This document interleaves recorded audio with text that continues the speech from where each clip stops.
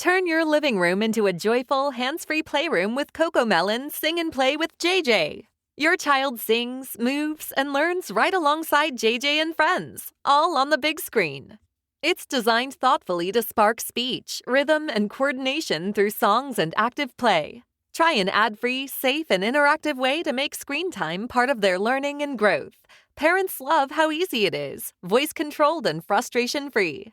Kids love every moment of singing, laughing, and playing along. It's fun for them, and it's feel-good for you. Available now in the Volley app on your smart TV. Just search Volley in your TV's app store and start your free trial of CoComelon Sing and Play with JJ today. That's CoComelon Sing and Play with JJ. Available now in the Volley app on your smart TV. Search Volley and start your free trial today. Volley.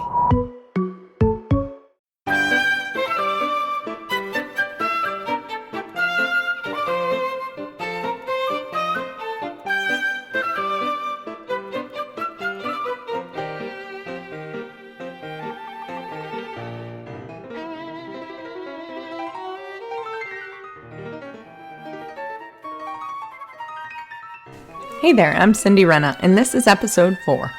Last time on the podcast, we talked about the difference between preschool, with a hyphen, and preschool, the modern phenomenon that now exists.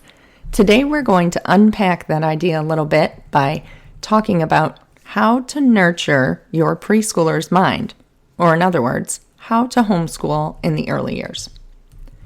So when we pulled our oldest out of public school at age 4, I found myself suddenly a homeschooler. Being very academic by nature, I thought I could just bring him home and do what the schools were doing. In fact, out of spite, I thought I would do even better, even more for my preschooler's mind. So I brought my moderately autistic little boy home and presented him with handwriting, phonics lessons, Saxon math, a felt map of the continents, and a multitude of online learning options. For all of you laughing right now, just know that I am rolling my eyes at my former self just as hard. But let's extend some grace to the newbie, huh? And remember, it was before I'd met Charlotte Mason. If you don't know who Charlotte Mason is, go ahead and check out episode 2 where I talk a little bit more about her. So my early homeschool years can be summed up in one phrase: too much, too soon. There is a natural process known as childhood development that we as parents are expected to work within the boundaries of. The preschool years are a special time to focus on certain activities. As I talked about earlier in episode 3, these can be summed up into the categories of mind, body, and soul. Although what I was teaching, or I should say attempting to teach, technically falls under the mind category, it does not necessarily fall under the preschooler's mind, and certainly not in the mind of a child with the many challenges connected to his autism at the time. It's not that what I was trying to do was bad. It's just that it was beside the point. For most 4-year-olds, especially our precious outside-the-box children, the foundation for learning is all that needs to be laid during the preschool years. This takes much longer for outside-the-box children than it does for typical children, so do not despair if your preschool years last longer than you expected. Proper learning will not, cannot, take place until it has a firm foundation to be built upon. If we look at education as a house we are building in our children, the preschool years must be for pouring the foundation, or the bricks will not be stable. How to nurture your preschooler's mind. Nurturing your preschooler's mind during the preschool years can be done by reading aloud literature and poetry, developing early math skills through play, and only when they're ready, introducing memory work, ABCs, and handwriting. Let's talk about preschool classics. I am referring to literature, poetry, and audiobooks. Be sure that your child's day is full of story and poetry. Try to schedule a few times throughout the day where you stop and snuggle up with your child to read. Read aloud time is a wonderful time to bond with your preschooler. Some of our favorite times to read are mid-morning, lunchtime, and bedtime. If the thought of reading multiple times a day overwhelms you, remember that audiobooks are an excellent way to get more reading in. I have to throw a little caution out here. Not all reading is good reading. I know you've probably heard it said, at least they're reading. It doesn't really matter what they're reading, as long as they're reading. But that's not always the case. You've got to think that you're filling your child's mind, you're enticing their appetites, so to speak. And this season is prime time for littles to pick up books at the library featuring their favorite TV characters and other, let's be honest, twaddle. Twaddle is a fun word that means books of lesser quality, and I'm going to do a whole podcast episode on that in just a few weeks. Some of that is fine, especially when they're just browsing on their own. But however, when you read aloud to them, you want to be sure that about 90% of the time is spent on something of worthy quality. Look for stories that are pleasant for you to read. Yes, it is important that you like the books that you choose for your child. And look for gorgeous illustrations that will fill their mind with wonder and awe. Filling your little one's mind with twaddle in the early years is no different than feeding him nothing but goldfish crackers for that time. He needs real mental sustenance, and that can only come through living ideas found in good books. Remember, you are training his affections, and if you give him wholesome ideas, he will crave wholesome ideas. If you give him twaddle, he will crave twaddle. The preschool years are the time to help him develop his reading taste buds. If you want some guidance in picking books, I've put together a book list for the preschool years with our favorite titles. I'm always updating it as I find new titles as well. It includes core classics, great reads, and books to read by occasion. You can head over to my website and grab your copy. You can find it in my shop. All right, let's move on to early math through play. Math should be introduced as a living activity. After all, we use math every day in one way or another, so a child should be taught why it is important. Here are a few fun ways to introduce math and some of our favorites. Board games. Choose games that teach amounts, matching, or require you to count spaces. Some of our favorites are matching games, Candyland, Hi-Ho Cherry-O, Zingo, and Pop the Pig. Puzzles. Choose sturdy, beautifully illustrated puzzles. Hands down, our favorite brand is Crocodile Creek. Pattern blocks would also fall under puzzles. Our favorite blocks are made by Melissa and Doug. Calendar. Teach the days of the week, months of the year, and dates. Children love to learn the days of the week song. There are a few versions you can pick from. For the months of the year, we like to clap each month and jump on the current month. Melissa and Doug make the best daily magnetic calendar that I've found, but use your own personality to make this fun for your child.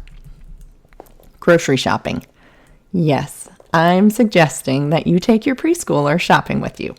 However, if this is a struggle, and it certainly is for many outside the box kiddos, this can easily be played at home.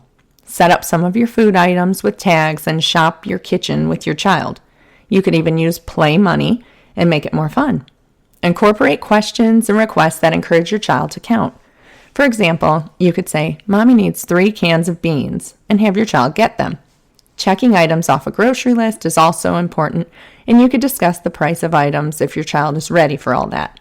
Even statements like, "Oh, that's too much for cereal. This cereal costs less," lay the foundation of necessary math skills. Cooking. Find a simple recipe. Muffins are a really great choice. And walk through each step with your child. Have your child count out the muffin liners into the pan, pour the ingredients into a measuring spoon, and set the timer. Be sure to point out when numbers come into play and how important it is to use right amounts. When they are ready. Some children are extra eager to start academics, so if that's the case with your child, then go ahead and start with memory work. Children can easily learn simple prayers, nursery songs, and poems by heart in the preschool years. This will happen naturally, and you shouldn't have to put any stress on learning these things. What's more important is being intentional about what your child is memorizing. We can all remember the theme song to our favorite TV show growing up, but wouldn't it be more nourishing to the soul if we were able to recite a short, beautiful poem? Our favorite to memorize early on is Rain by Robert Louis Stevenson. It's only 4 lines long. Read copious amounts of poetry to your child and choose a couple of your favorites to memorize over the year. ABCs. Buy 1 or 2 beautifully illustrated ABC books, but do not obsess over making the connections of each letter that the words begin with. Let this be an organic process. Sing the ABC song, but don't agonize over the child learning letters in a certain order. Invest in a nice set of magnetic letters. We love the Melissa and Doug set. If you can't tell, we are very big fans of Melissa and Doug's toys. And a medium-sized magnetic whiteboard for the child to play with. This should be a fun activity, never forced. Children, especially those who are read to often, will naturally want to know which letter is which and what sounds they make. Once he knows those things, he will be interested to know what letters pushed together make words and so on. Even for the child with reading delays, this seems to be a natural, however labored, process. Charlotte Mason had a great quote on this. Let the child alone, and he will learn the alphabet for himself. But few mothers can resist the pleasure of teaching it, and there is no reason why they should, for this kind of learning is no more than play to the child. And if the alphabet be taught to the little student, his appreciation of both form and sound will be cultivated. When should he begin? Whenever his box of letters begins to interest him. The baby of 2 will often be able to name half a dozen letters, and there's nothing against it so long as the finding and naming of letters is a game to him.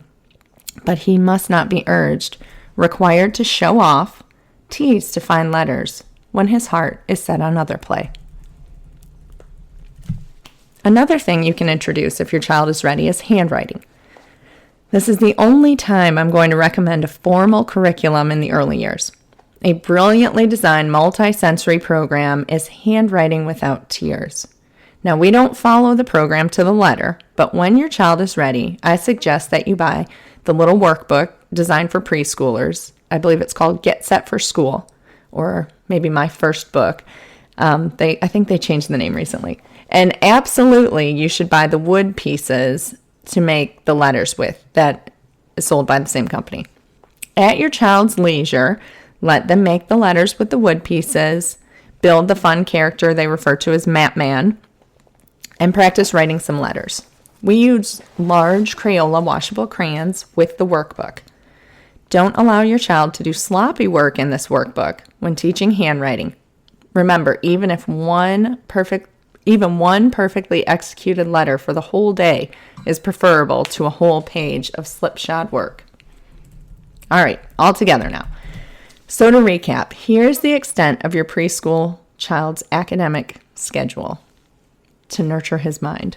Literature, poetry, board games, puzzles, calendar, grocery shopping, cooking with mom, and if they are ready, memory work, ABCs, and handwriting. This gentle approach to academics in the early years will be fun and exciting for your child and for you. Well, that wraps it up for this episode of Homeschooling Outside the Box. Thank you so much for listening, and I'll talk to you soon.